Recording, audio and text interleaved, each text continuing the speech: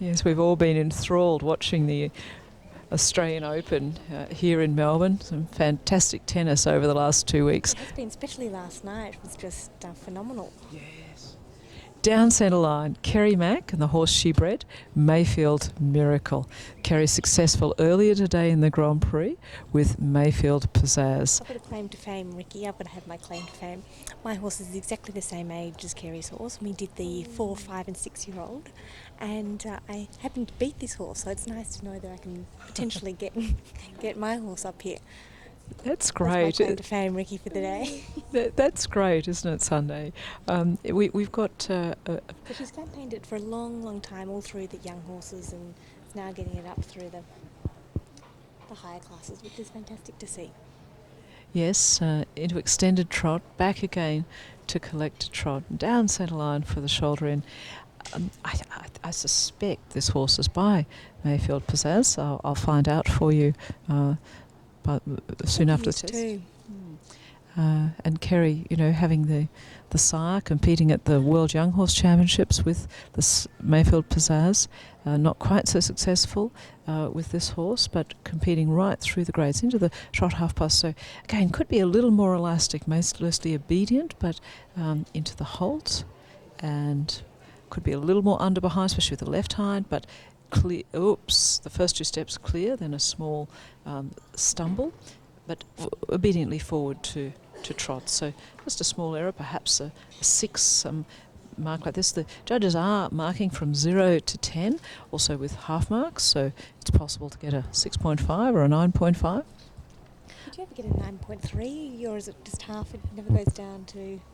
In the young horse classes, we mark in decimals, but in the freestyles and technical tests, half marks. That gives the judges, quite a range, nonetheless. And there's many marks in the test. For instance, the Grand Prix, the class early this morning, there's 47 movements. So by the time we have 47 movements and there's the option of that many marks, we come to a score. It's possible, of course, to have ties, but it's still quite unusual. Into the extended walks, Kerry there letting his nose go rather a long way forward. We might say too free. The horse should remain to the connection, not on a loose rein.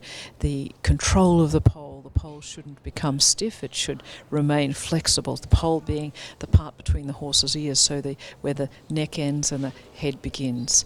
Collected walk, she's now getting the control back over the pole and into the canter. Does it make it more difficult to have control over the pole? Well, that's debatable, but I think it's fair to say it probably does. So these fine details of dressage, they're the standard by which it's judged.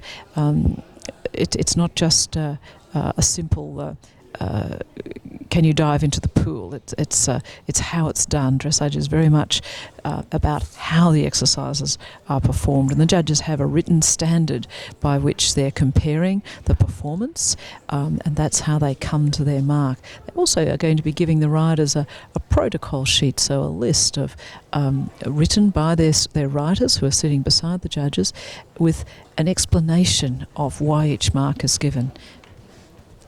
Can act as a hint to the rider what they might have done today to get an even higher mark. Obviously, it's up to the rider to decide the degree of difficulty and the risk they'll take.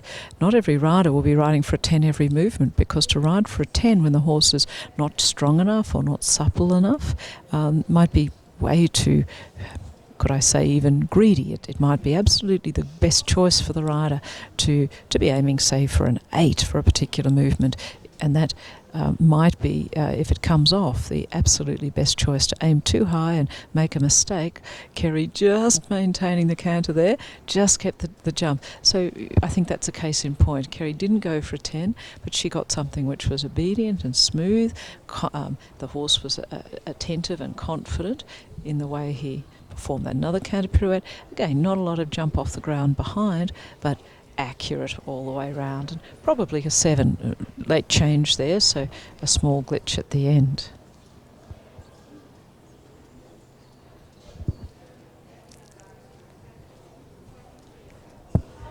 to the 2 time changes.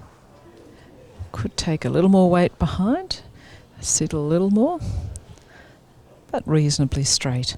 So Kerry going for accuracy.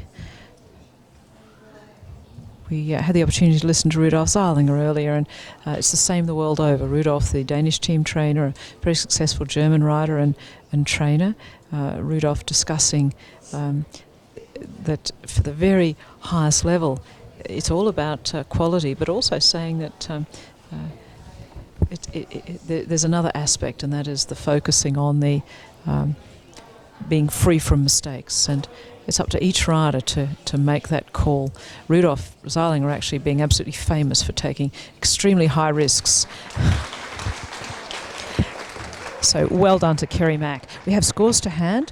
First on today was Clifton Court Lawrence and Susan Levitt. The judge at E, 61.447. Judge at H, 61.316. Judge at C, 58.553. Judge at M, 61.447. Judge at B, 61.974. Second into the arena today, Glenn Quarry and Camilla Parker. Into the lead, judge at E, 63.421, judge at H, 66.316, judge at C, 64.737, judge at M, 66.579, judge at B, 66.447.